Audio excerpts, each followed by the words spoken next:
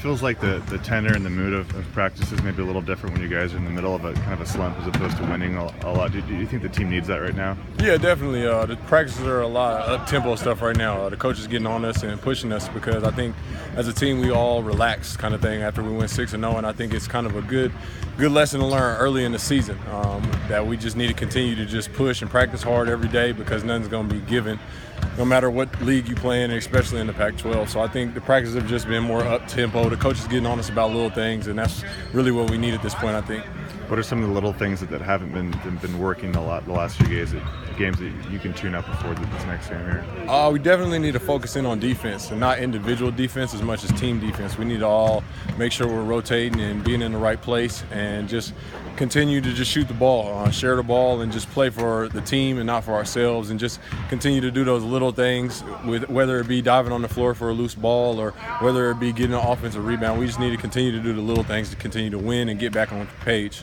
You think you guys need to kind of put two halves together early in the season? You guys were kind of struggling in the first half, but would kind of make up for it in the second half. And at UTEP, you guys played a pretty good first half, and they kind of had you guys the second half. Yeah, definitely. I think sometimes we just get comfortable, and we need to definitely stop doing that. But I think looking forward to this game here with not a lot of people here, probably not a lot of students. Everybody will be going home, and I think it's a good game for us almost to just feel like we're at practice and just do what we do at practice. We shoot the ball amazing at practice, so I think we just need to play really hard and just continue to do what we do in the first half or second half and put that all together in one game.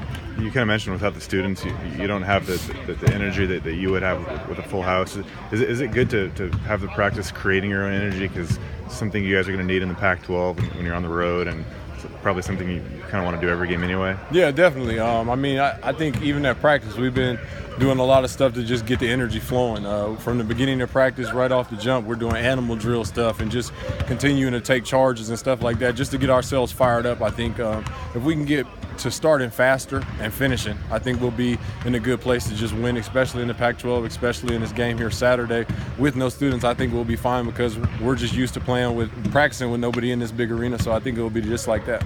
My paper, we also cover Gonzaga. I know they're playing North Dakota on Saturday. Are you looking forward to watching that? Or I think it's after your guys' game. Yeah. We have an opportunity to catch them. Yeah, definitely. I'm gonna try and catch that game. I talk to those guys all the time.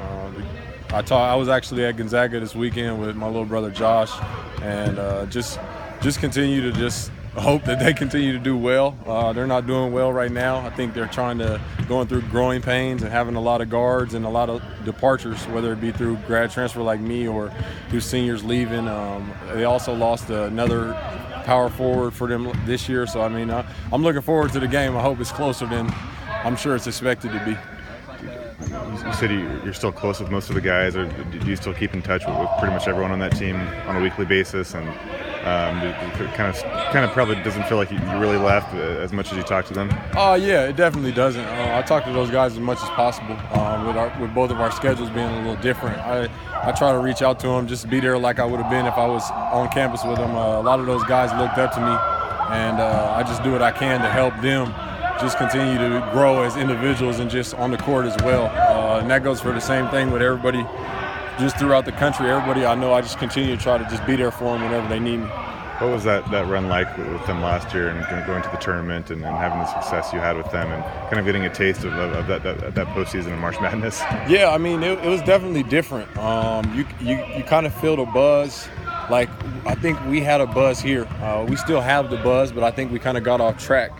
But it's a good thing, honestly, in my opinion, because everything happens for a reason. I think those 3 games that we dropped will actually end up paying off in the long run for our season.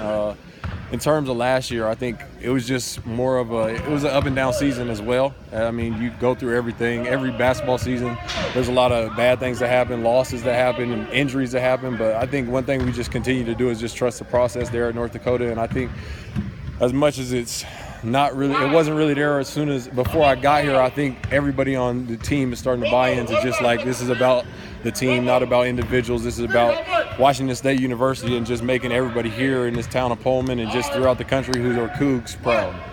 if you're going to give Gonzaga a scout on North Dakota, what would you tell them about? What can they expect from that team? I mean, they have a lot of scorers. They're undersized, but they're going to play hard. I do know that. They'll always play hard. They're always going to come out and fight, and they're not going to quit. That's basically what I tell them, honestly. Mm-hmm. And then I was going to ask you about Robo. How important? Save me there. Yeah, I got you. How key has he been, especially with his three-point shooting? I know it's something he worked on a lot during the offseason, and I think he's shooting around 50%. You just don't see that a lot from a big guy who can hit that shot. I mean, Robo works on his game all the time. He's in here on off days with me, and honestly, the thing with him is just continue to be confident and just play defense and play every play as hard as possible. I think as long as he can continue to do that and even grow in that area, he'll be fine. He shoots the ball amazingly. You can tell at practice, and you can tell just when you come in here and shoot with him, he's just an amazing player. But he's just got to continue to challenge himself to just work hard and go hard every single play, I think. I think you had your season high down there at El Paso. What have you done the last few games to kind of make yourself more effective in the offense and try to get on the score sheet a little more? I mean, it's honestly, for me, it's not about the scoring as much, just because it's just about what comes in the flow of the game. I'm not really just trying to score or just trying to rebound or anything. I just try to impact the game every way I can. So my teammates kind of found me last game. We were getting out in transition, and I was getting a lot of buckets easily that way. As far as getting on the stat sheet in the scoring column, I'll just do whatever comes to me, honestly. I mean, if they need me to score more or whatever it may be, then I'll do that. And if I need to score 2 points, as long as we're winning, I could care less. I think yesterday Ernie said that you were the fastest player on the team with the ball in your hands, taking it up court. Is that something that North Dakota asked you to do a lot? I mean, as a big guy, you wouldn't imagine yourself kind of taking the ball down the court, but it seems like you've had a lot of practice doing that. Yeah, definitely. In high school, I guarded the 5, but of course I kind of ran the point in high school. Even at North Dakota, I did the same thing, and even at my previous school at Denver, I ran a lot of point too there. So I think it's just kind of getting back in the flow of things. Coming off my injury, my speed kind of wasn't there when I first came back on the floor, so coach couldn't really use it. He knew about it, but he couldn't use it. And I think as I'm getting more comfortable with my coming back off the injury and just playing with my teammates, I think I'm moving a lot faster, and it's just helping the team overall. Yeah.